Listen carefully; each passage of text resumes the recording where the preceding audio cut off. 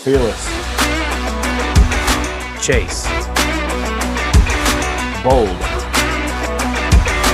Following. Courageous. Search. I'm Aaron. And I'm Marshall. And this is Undaunted Pursuit.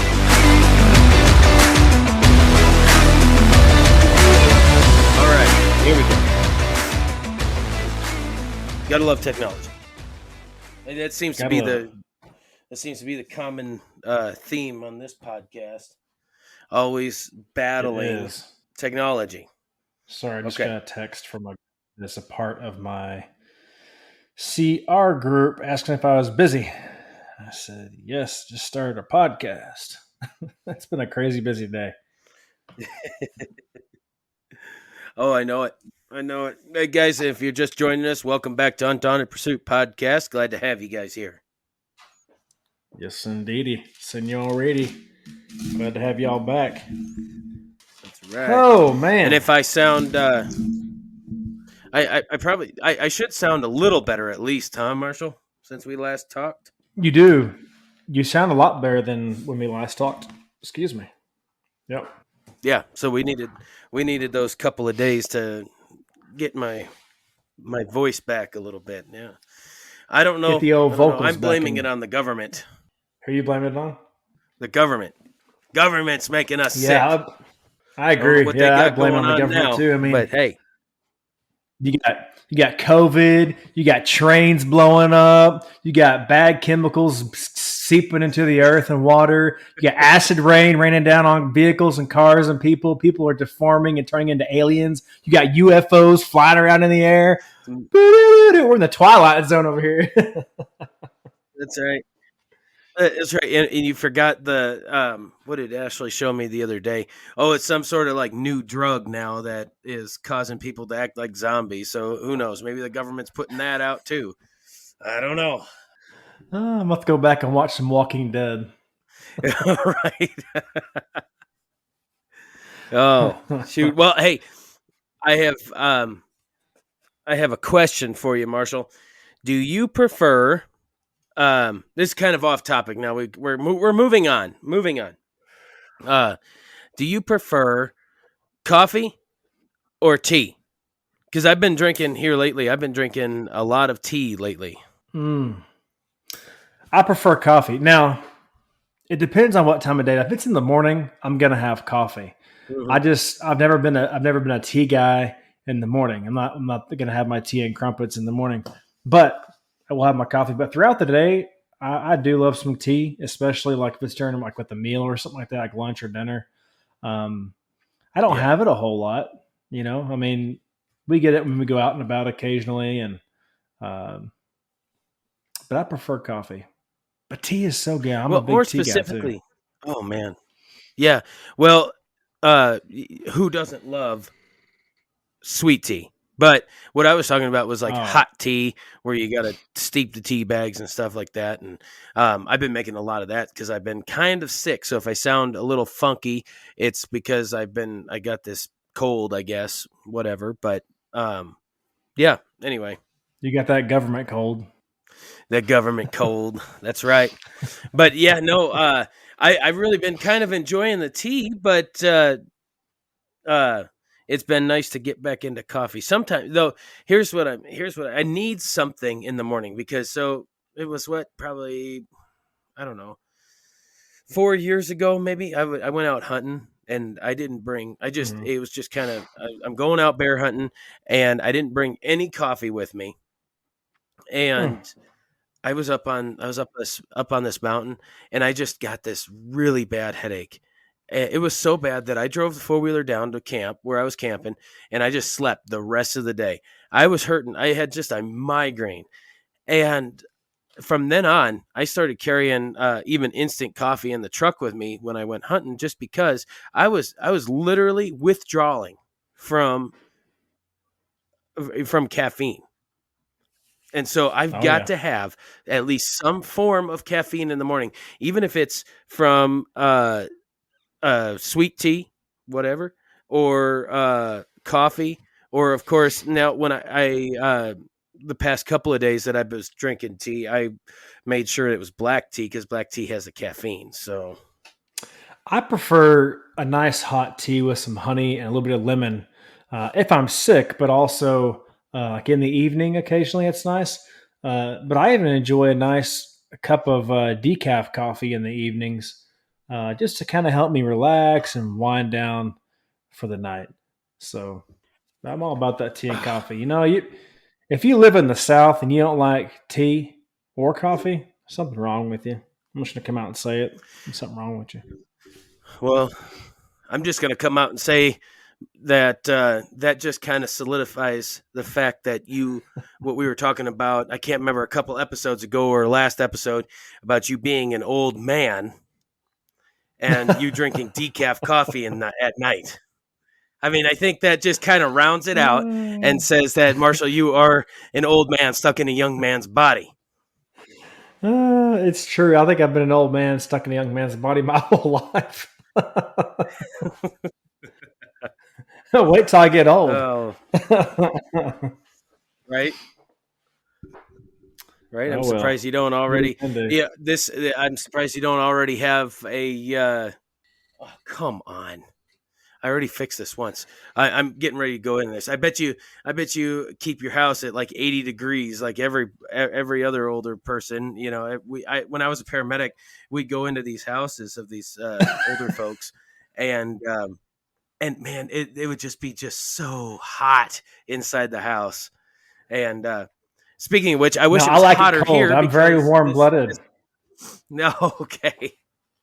But yeah, no, I was kind of using that as a kickoff to explain why I have to keep leaving the camera shot, because this door, the wind is blowing so bad. It's refuses to become springtime here, and the door keeps blowing open. When I came out here, the door was open, so it's freezing cold in this room right now, and the door just keeps popping open. I'm gonna have to put something in front of it to keep it from blowing open while I'm in here, or else I'm gonna sit here and freeze. So hold on just a second. You're gonna get even more sick. Yeah, no kidding, right? No, yeah, no. I actually like it really cold in the house. If I had it my way, it'd be pretty chilly in here. But surprisingly, like lately, our house has been it's been warmer outside, but cool inside the house. We have all the blinds closed, curtains closed, all that kind of stuff to try to keep the cold out, or in the summertime keep the sun out. We open the stuff up too, just because we like some natural light. But we have tons of windows in this house. I mean, there are so many stinking windows in this house, which is great because you have a lot of natural sunlight. But at the same time, a lot of heat and a lot of cold air, or just the windows and the glass getting hot or getting cold during the wintertime. Well, that heat and that cold radiates off of that glass, and therefore it also makes your house a little bit colder too. Yeah. Well, like I said, it hasn't been warming up here. Actually, it's been trying to snow. It's been snowing off and on for the past 2 days. It's getting awfully depressing. And where do I want to be more than anything is sitting on a beach somewhere. So here's what everybody, Marshall, everybody listening, we've already put the cat's out of the bag now. We've got the business address for the world to hear. If you guys want to send us any type of money or vouchers, plane tickets, wherever, I really could stand to be sitting on a beach right now. And, that would be a real true blessing for us to just let's fly Marshall and Aaron somewhere to a beach where we can actually get together in person. And then we'll just do a live podcast right there. On the beach. I think that'd be a pretty good deal. Hey, I'll be out for that 110%. I tell you what, today there's been some crazy storms that have blown through North Texas. It kind of hit this kind of northwest Texas and our area. Just mainly just rain, thunder, lightning, and small hail. But as it got closer to the Metroplex, Fort Worth area, and going east, I've been seeing people posting stuff on Facebook about real 80-mile-an-hour strong winds, poles being dumped over, people without power, and all sorts of crazy stuff going on over there. So there could be a possibility that during this podcast, I could have to go to work because we'll dispatch and stuff sometimes for people in different towns through our computers. Maybe not, but there's always that possibility that I may have to just up and go. Oh, well, there. Yeah, that's okay. That's okay. I just wanted to say. I was gonna say. I just wanted to say one thing, but now I can't remember what it was. Anyway, yeah, I'm just thinking of that beach. Hey, oh, that's what I was gonna say. I was while you were talking about all them storms and everything. That I was still thinking of the beach life, and it would have to be Marshall.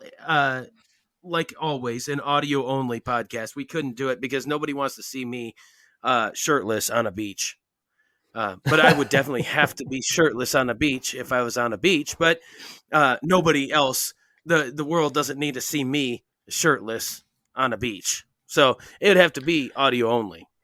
Well, yeah, and same here. But I think that we may have to throw our shirts on for a quick minute and get some nice pictures, and maybe a little short video from the Undaunted Pursuit crew saying "Hey" from the beach. Yep. All right. So, well, with that being said, Marshall, since you have the possibility of being called out, let's dive into it because I am already scared that we may not make it through this chapter 8 tonight because there is so much to unpack in the rest of this, the other half. Like when we left you guys the last time, we were only halfway through Luke chapter 8. Yep. And Jesus was kind of chastising the disciples after being through a storm. He had fallen asleep on a boat, and they were crossing Lake Galilee, the Sea of Galilee. And I mean, it's not very big, right? So anyway, he calms the storm. He's like, "What? Where's your faith?" And so that's where we're going to pick up. They're going to be, they're sailing to. It would be probably what was I reading about it? It's like the east side of the Sea of Galilee. I think, if I'm correct, Marshall. Maybe were they going towards Capernaum? Because No, you had no, Gadara on. I was going to say they have Gadara on the southwest side, and they had Capernaum kind of north of the Sea of Galilee. Okay, so what I was reading was saying that it was on the east side of the Sea of Galilee. So Gadarenes. What did you call it?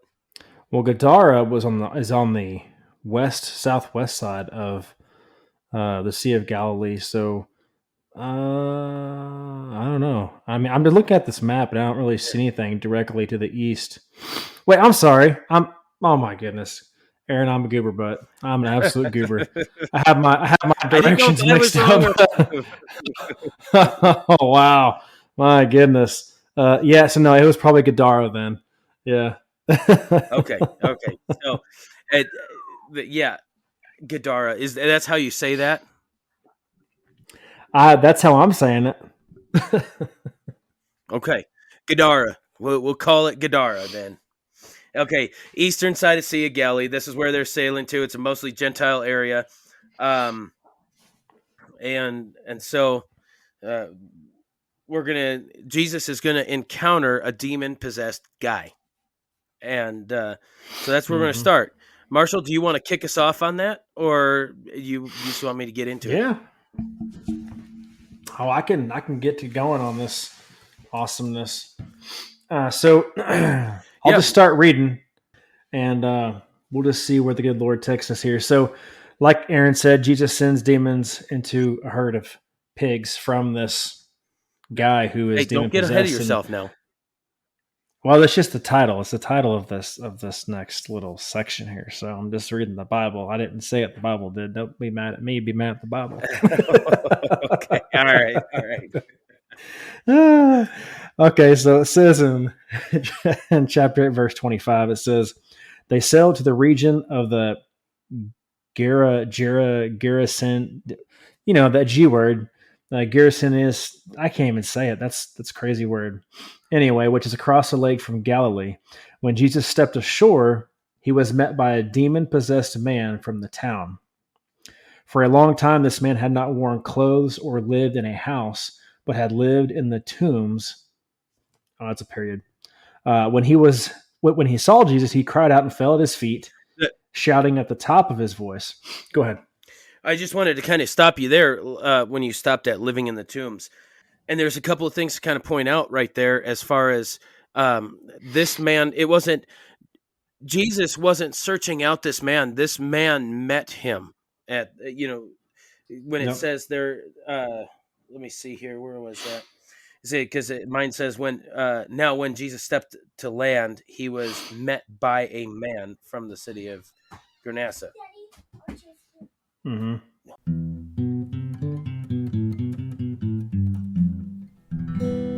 We're back. I've got the kids inside right now. So he's met by this man. Jesus didn't seek him out. This guy seeked Jesus out. And one thing to note about this whole demon possession section in Luke, that Marshall, would you know that this is the most detailed description of a demon possessed man in the Bible? I didn't know that. Makes sense. So here he is. Here he is. He's been demon possessed for a long time. He's living like a wild animal out in the wilderness. And of course, so there is, let me see here. So these tombs, it would have been like a cemetery back in the day. So these tombs were above ground, and some of them would have been vacant, because these people would pre-purchase, just like if you were planning on being buried instead of cremated when you die, then you would buy your plot before you died. That's what it was Jewish custom to buy these things. And so there's several tombs that would be empty, that these people would, people like outcast from society or like this in demon possession, would go and live in these tombs. They were squatters. Yeah. Which is interesting is those tombs, because it says when he stepped ashore, he was met by that man. And let's see, he stepped ashore, he was met by the demon-possessed man from the town. For a long time, this man had not worn clothes, lived in a house, but had lived in tombs. So those tombs must have been pretty close to the Sea of Galilee then, because if they met right in that area, I mean.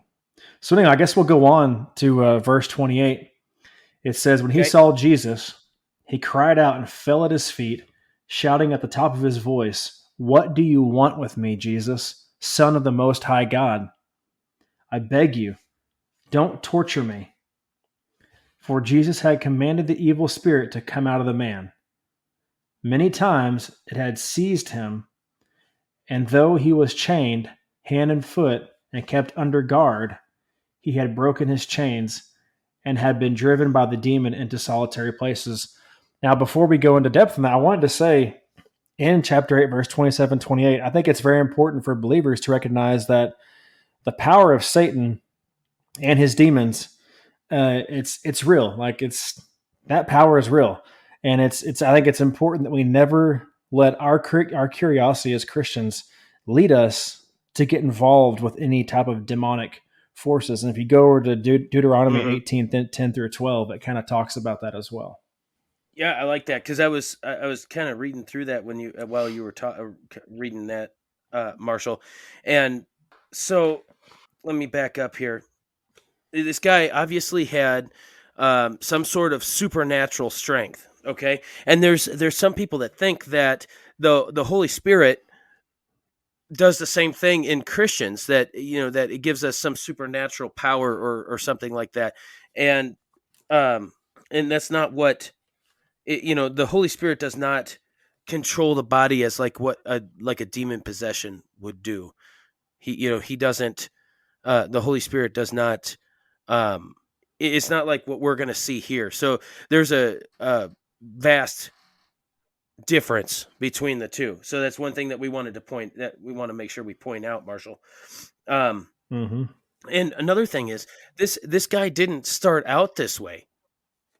This guy was a normal guy before. Something in his life either cause it to happen. You can think about it like nowadays, like what would open the door? Jesus broke this with the work on the cross. He broke there's a certain no or a certain like it's forbidden for demons to have that type of power on Christians these days, because Jesus put that to rest on the cross.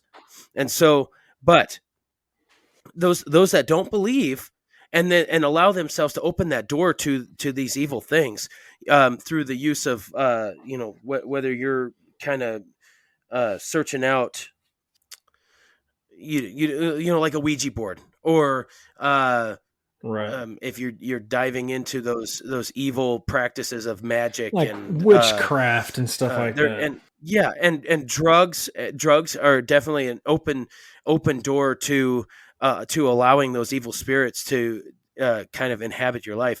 So just remember that what you do in your life does really matter. Oh yeah.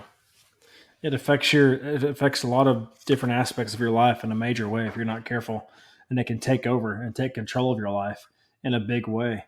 And but I think it's important that just as demons and Satan and his demons are powerful, um, you also got to keep in mind that demons are also powerless against those who trust in Jesus, and it talks more about that in James 4:7. Oh yeah, yeah. If you wanted to read that, you go ahead. Well, yeah, if you give me just a second here, I can read that verse to us. Give me just 1 second.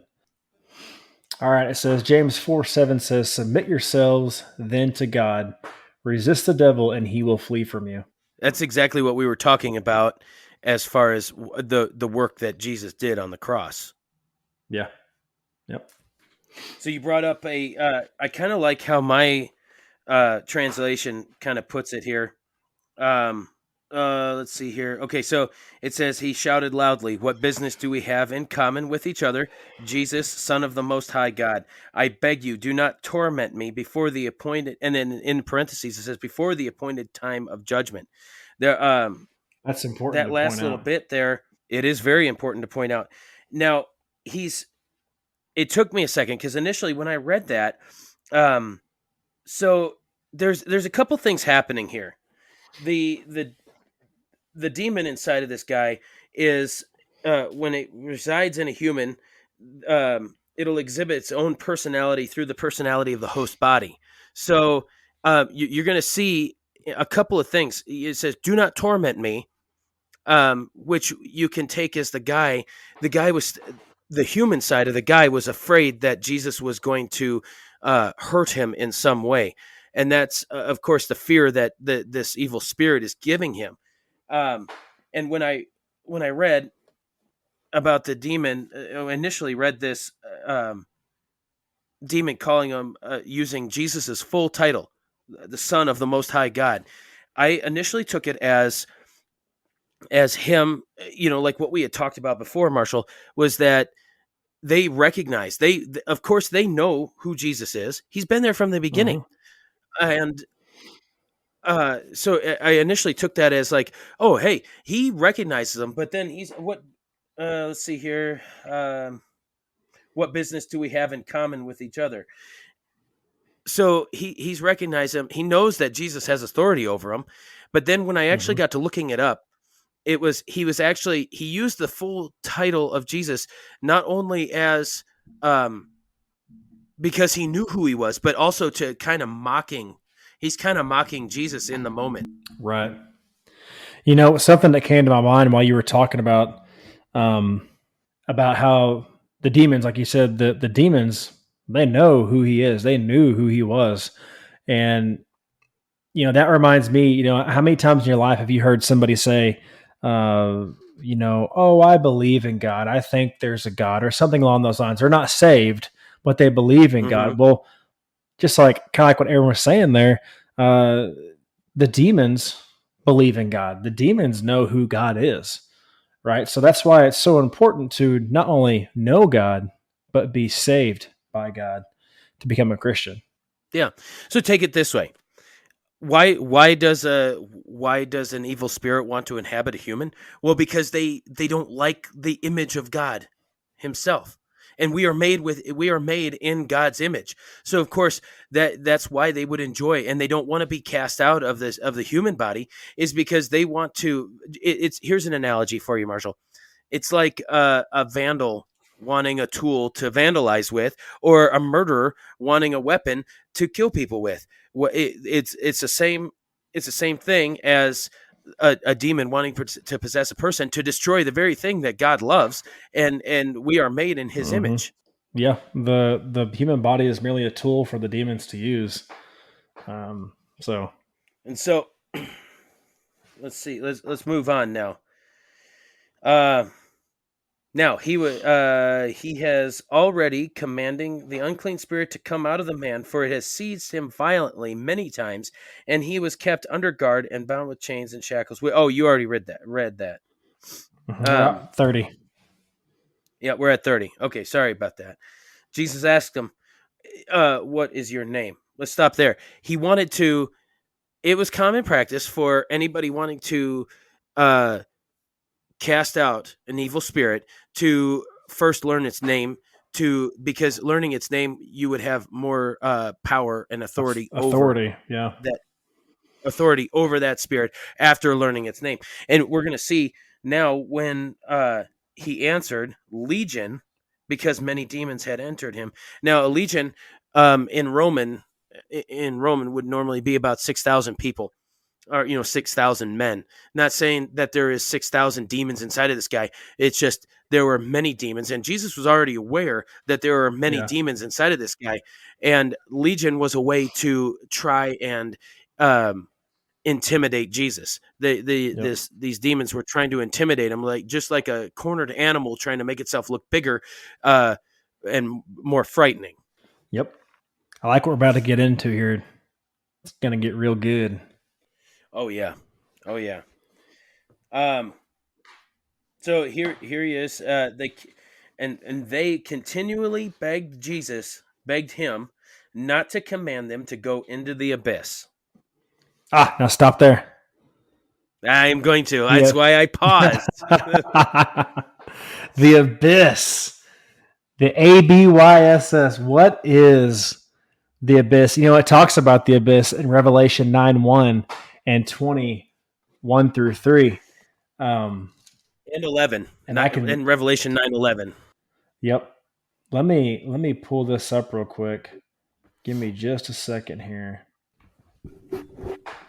So it says in Revelation 9:1, it says, the fifth angel sounded his trumpet, and I saw a star that had fallen from the sky to the earth, which I want to talk about that star too here a little bit in a few minutes. And the star was given the key, which I want to talk about that key too, to the shaft of the abyss. And then you go down to, let's see, Revelation 20. Revelation 20, verse 1. That's 1 through 3. But I'll just go to there and I can read. So Revelation 20, verse 1 through 3 says, "And I saw an angel coming down out of heaven, having the key to the abyss, and holding in his hand a great chain. He seized the dragon, that ancient serpent who is the devil or Satan, and bound him for 1,000 years." And then you said Revelation 11? Yeah, chapter 9, verse 11. Okay, 9:11. 9:11. So interesting. Revelation 9:11 says, "They had as king over them the angel of the abyss, whose name in Hebrew is Abaddon, and in Greek is Apollyon, which means the destroyer." And so we're talking so much about the abyss here. What is the abyss? Aaron, what is the abyss? I really didn't do a real deep dive into it. I was kind of leaning on what you would come up with as far as the abyss. I wanted to kind of go back. I wanted you to do what you did and read it out of Revelation. But it must be it must be a place where they are just kind of locked up. Now we're just going to speculate, but the main point that I wanted to get to with this that these demons, they didn't want to become inactive. You know, it's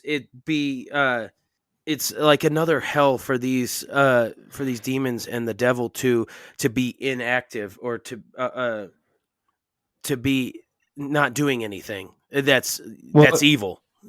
And so yeah. So the abyss must be some sort of yeah, pretty much the abyss is it's the place of demons and of Satan, which is the king of demons. So what you're saying, which the abyss is where they're going to essentially be locked up for 1,000 years as well. hmm. So what we can take out of all this is that it's like you hear these people pursuing all these, like, like these people, these Satanists and everything like that. Jesus had power over all these evil spirits, over Satan and everything, and you got people that are worshiping this evil, and even that evil that these people nowadays are worshiping recognized that God was supreme over over everything. And that's kind of what I take out of it. Yeah, And and they had so much to no, go ahead, go ahead. go ahead. They were so much like begging him not to, don't send us into this abyss. They were begging Jesus. Yeah, well, and there's a reason. See, so Jesus ends up throwing that demon into the pigs, which we get into in verse 32 of chapter 8. It starts talking about Mm-hmm. that, and there's a reason why he sent the demons into the pigs over the cliff as opposed to into the abyss.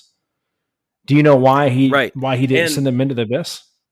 because he needed to demonstrate his power and authority over those demons, and to show them just what the demons' intentions were with the human body. Because of course, they can't even inflict these pigs without God's permission, right? Yeah. So Well, they and have all this, not they only have such that, little power. Go ahead.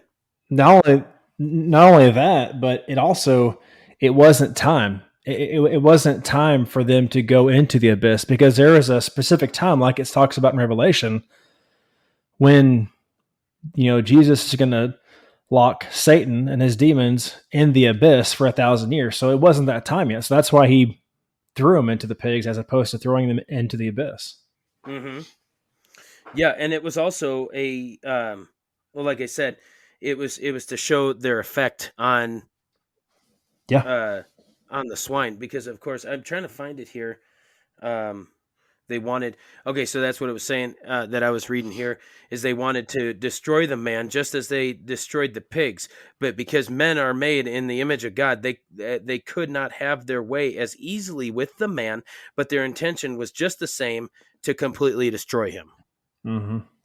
Why are we diving so deep into all of this? It's to show you guys that it's to show our listeners that don't be messing around. Don't let that evil power overtake you, because you can have full confidence in the power of Jesus to overcome that. Because if you have Jesus in your heart, he made a public spectacle of when he died on that cross, and that's where the true authority, that's where it all came together, and that's where he demonstrated his true authority over every evil, over all evil spirits. And that's why now today we can be confident in the fact that with Jesus in our lives, and Jesus in our hearts, that they have no authority over us. Yeah. Sorry, I was looking up a verse here for the next topic that we'll dig into. All right. So I think we covered that pretty well. I mean, there's, you guys, anybody listening can go and read it for themselves, and there's a lot of commentary on the internet about it, and it's just there's so much there. But for the sake of time, Marshall, I think we can move on, because what now all the people find out about this, and it's crazy to think that Why are they more scared of a completely cured guy that they've seen for years as a demon-possessed guy, and now he's sitting at Jesus's feet? Mm-hmm. And they're more scared of that than they are of when he was demon-possessed. Yeah. So, I mean, I guess that could go towards the idea that they had, the superstitions that they had, and Jesus shattered them all by curing this guy, by casting those demons out. Right. And of course, they couldn't handle all this.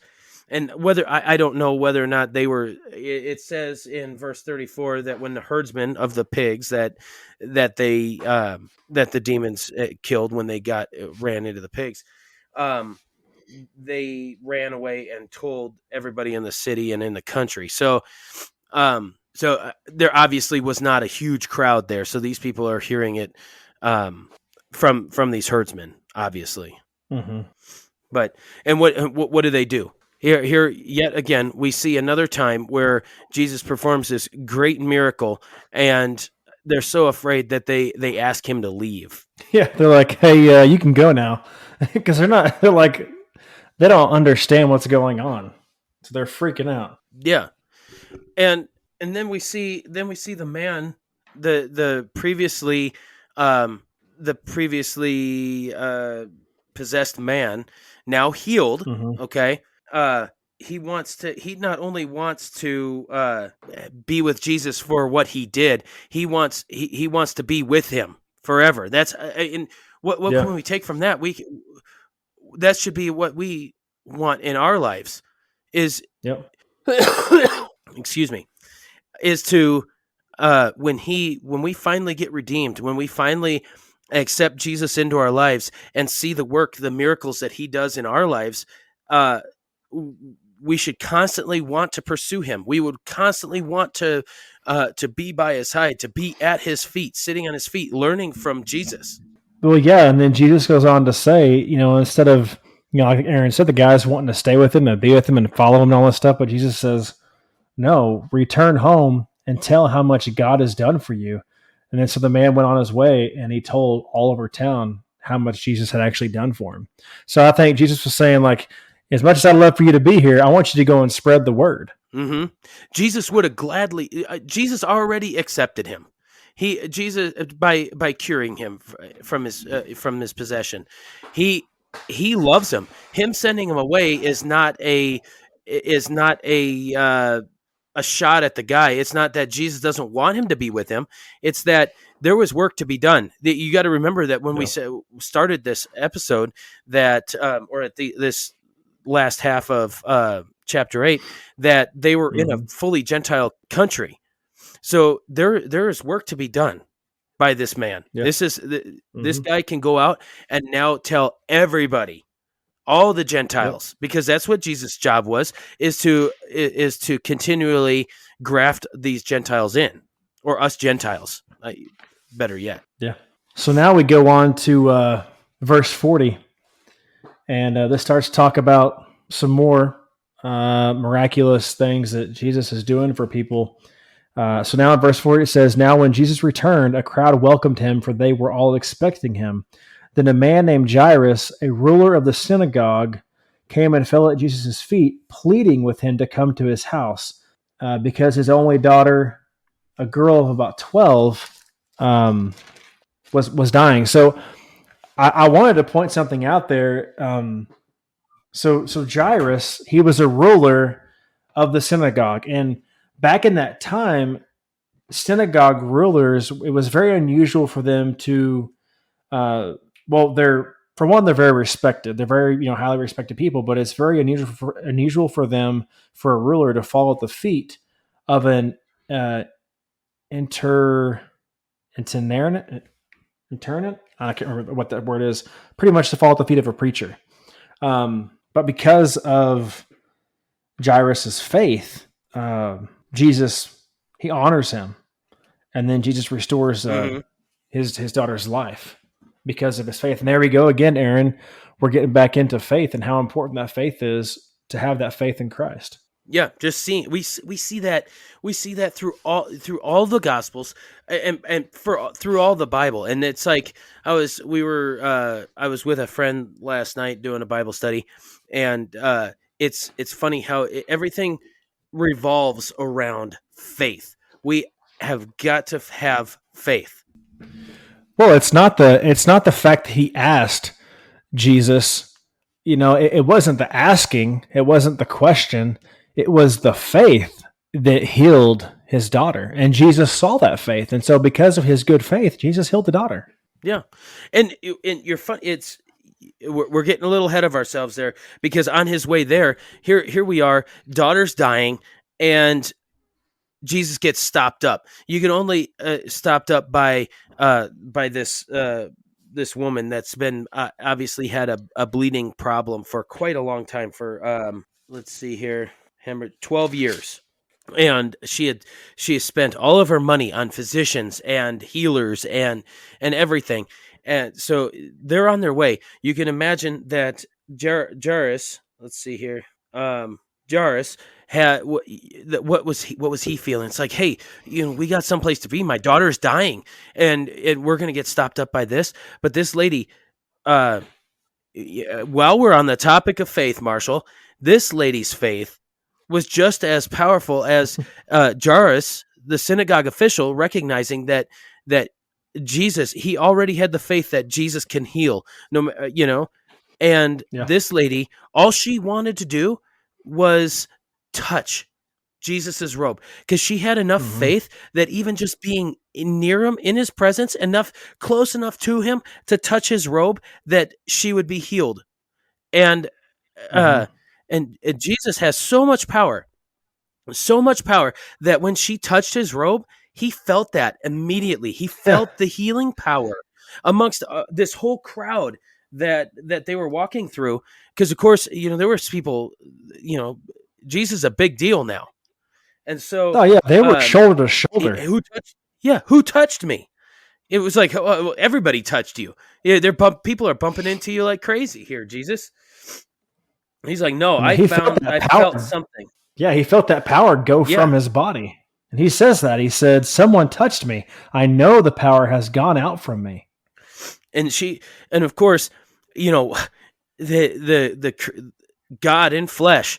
And when he noticed that, she probably thought that he wouldn't notice, that she would just be healed. And then it's like, oh, is he going to get angry with me for touching his robe? So she gets scared. Yeah.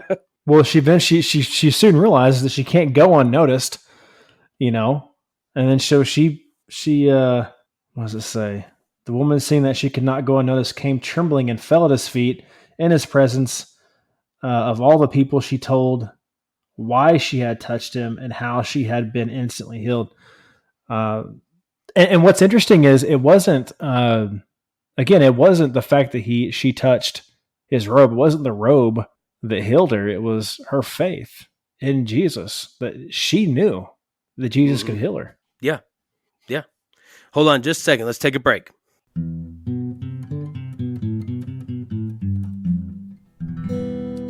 All right. So we're back. It was the wife calling. I had to get she had to tell me she's going to the store. So anyway, okay. So here we are. She's fallen at his feet, which is what we should all do, is fall at Jesus's feet. I mean, he is worth the respect. He is worth everything we are. So why wouldn't we fall at his feet in trembling? Because we are not worthy of his healing. We are not worthy of his good graces. But we're going to see when he turns to her, and this is what we can have. Jesus is peace, and he's going to give her that peace. Like, hey, don't be scared. It's okay. Because of your faith, you are forgiven. Or I may have said that wrong. I'm jumping ahead here. Well, yeah, he says, daughter, your faith has healed you. Go in peace. But, something I wanted to point out before we get too far is a woman that is bleeding, who is menstruating. It was unclean to touch a woman who was menstruating, who was on her period. and that was according to Jewish Yes. law. So for the fact that she reached out and touched his robe, that whole ordeal was like looked down upon. It was shunned, and during that time. I'm glad you brought that up. Yes, I would have probably just ran over all of that, but that is significant because her touching him, just like you said, Marshall, in their eyes, in Jewish leaders' eyes, made all of them unclean. Whoever she had touched or was near, Mm-hmm. Yep. And Jesus was like, "Nah, I don't care. That's not what this is about." He knew that, obviously. I think he says it in there somewhere, but yeah, he wasn't worried about it. no, and let's see here. Man, I lost my train of thought. But yeah. He knew that, just like he knew that when he touched the leper earlier on. Mm-hmm. Yeah, and although leprosy can be a contagious thing, it can be spread from person to person through open wounds. But Jesus, of course, nothing can happen to Jesus, but the people don't know that, especially people who don't know him. So, right. But Right. I mean, I was going to say, it drives everything home every single time because people are like, but Jesus is like, yeah, what's up? you got to love his approach to everything. Oh, absolutely. I love it. I love the way he, and that's, I love the way Jesus stirs the pot in a humble and yet so powerful way. And I like to stir the pot, but I've got to learn to do it more like Jesus did it. Yeah, right. So as you brought up earlier, Marshall, he stopped up by this. He stopped in his tracks by this lady, and now all this is taken place, and some officials come up, synagogue officials, and they say, "Don't worry about it. Your daughter's dead. Don't inconvenience the teacher anymore." Of course, they still recognize him as just a teacher. That it just always baffles me. He just performed. A lady touched him, and she was healed. You just saw that she'd been bleeding, and yeah, you're still going to recognize him as just a teacher. Yeah, and what Aaron's saying there is those guys that approached him during all that time, those guys came from the house of Jairus, or however you say his name, that synagogue ruler that we talked about before, the bleeding woman. That's where those people came from, and that's why those officials were like, "Hey, your daughter's dead. Like, don't let's not go there." Yeah, and of course Jesus hearing this, he's like, "Hey guys, don't worry, don't be afraid. Keep the faith." And that's believe. just believe. That's Mm-hmm. what do we have to learn out of this whole episode is keep the faith. That's something my grandpa always used to tell me. Keep the faith. Yeah. And so, and she will be made well. Yep. So they get to the house.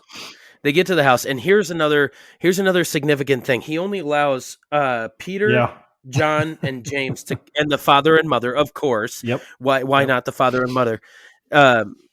To enter in the house. And this stands to the testament that what we were talking about in past episodes, Jesus wasn't here it wasn't always a big spectacle. He wasn't a performer. Mm-hmm.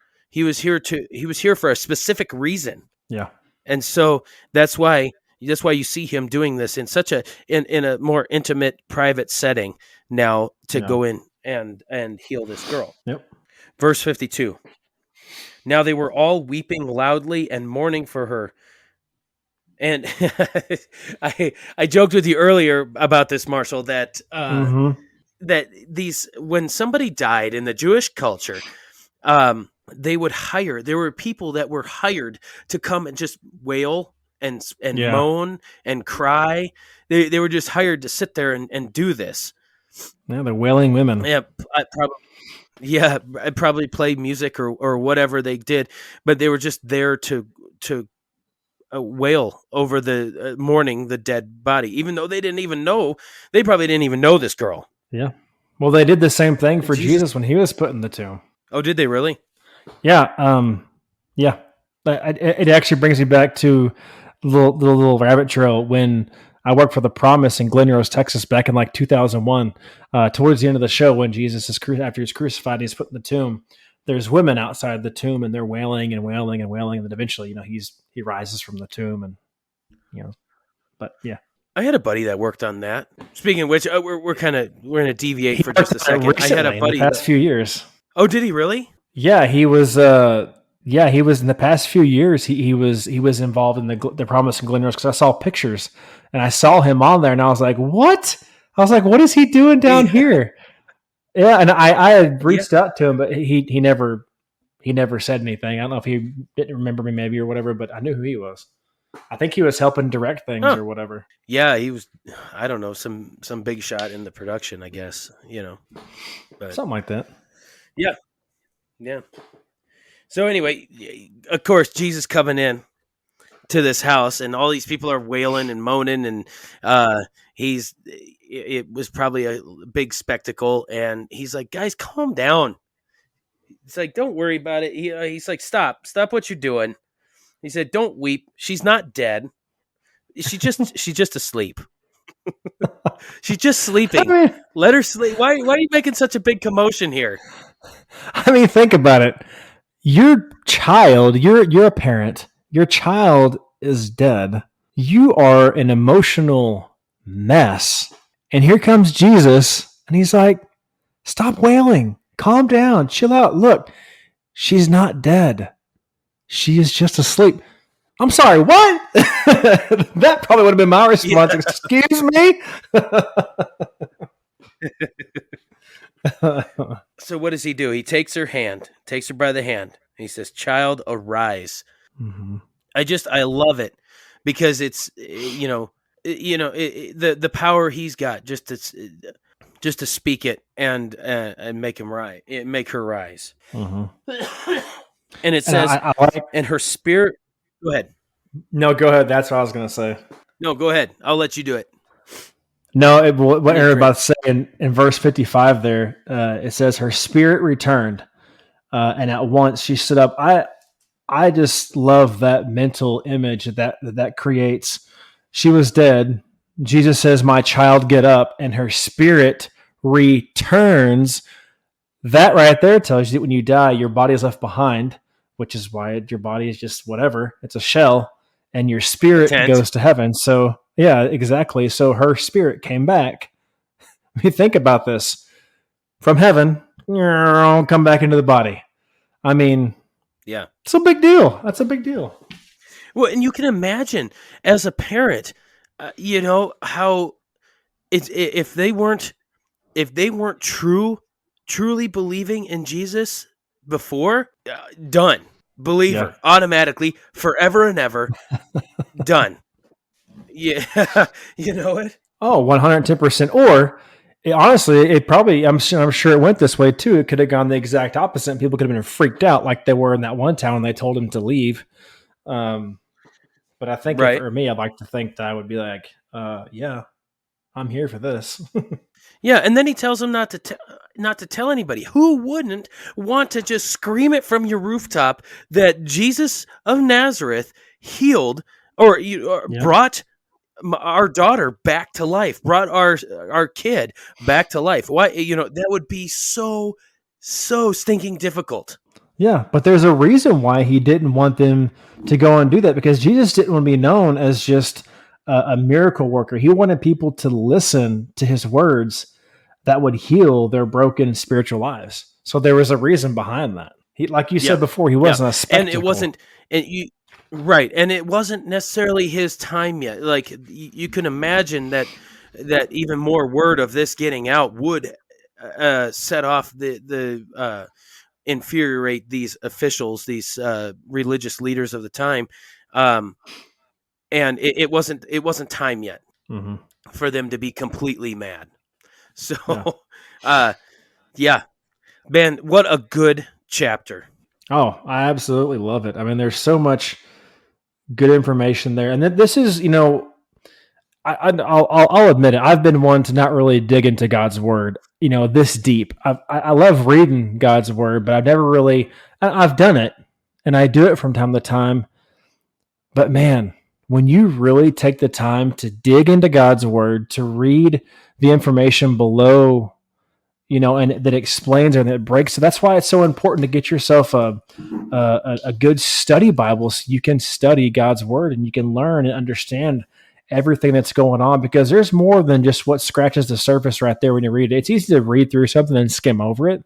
But when you stop and you start breaking down why things are happening and the reason behind that stuff, it brings forth so much more meaning to what God is doing, what Jesus is doing throughout his ministry while he's here on earth. Exactly.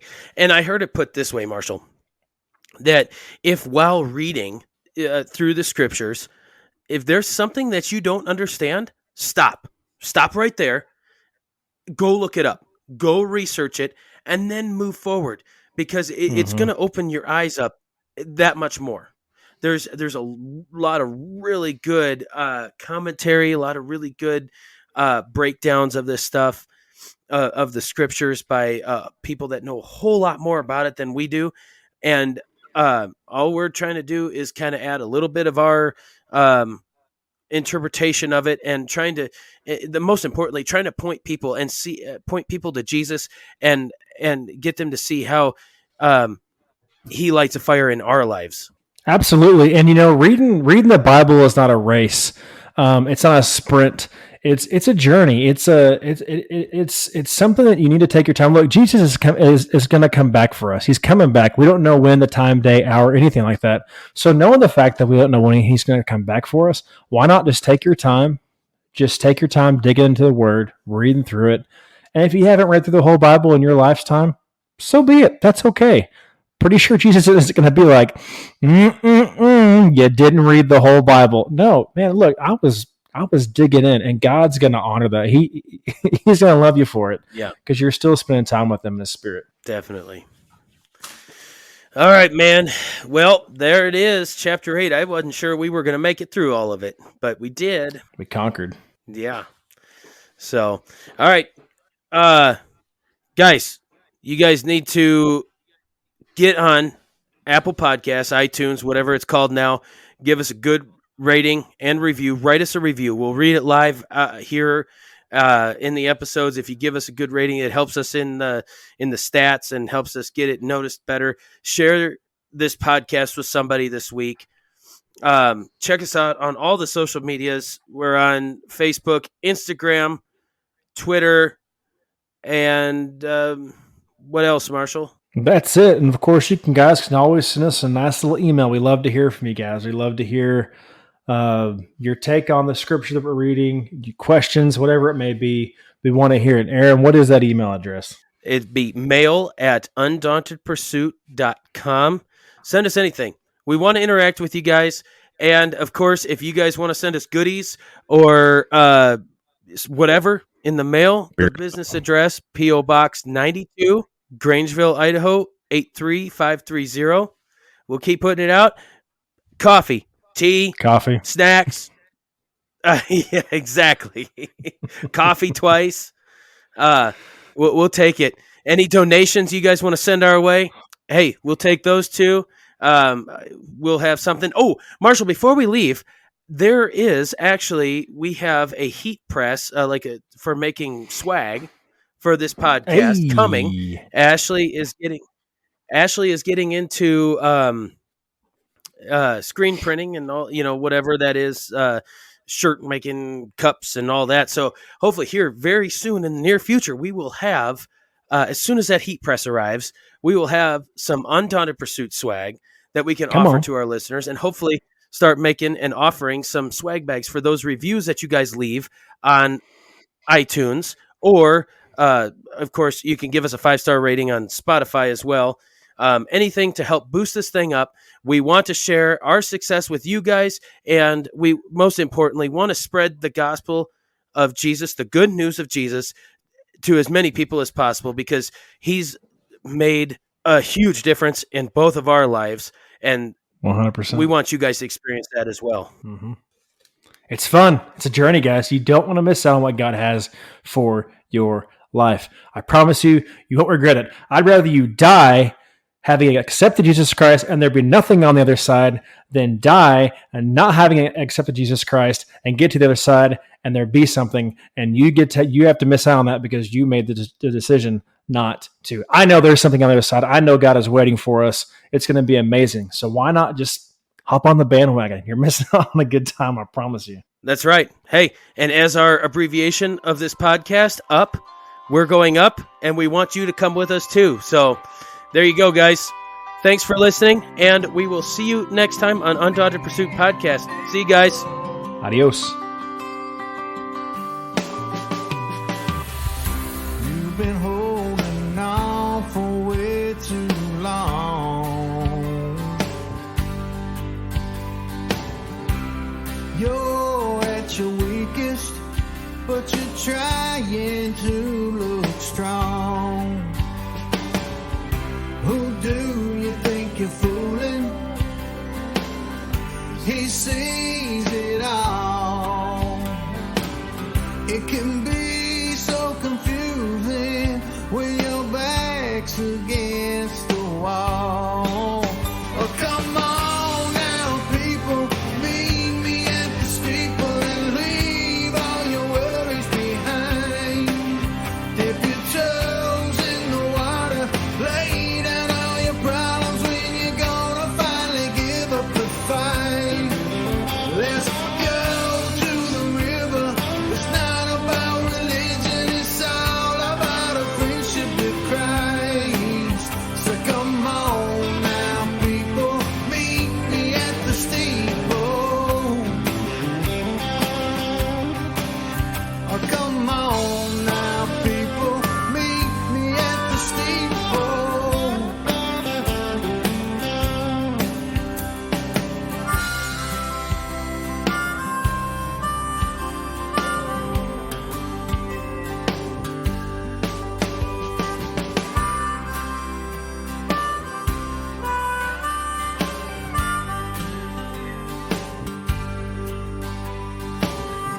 You've been trying to do it all on your own.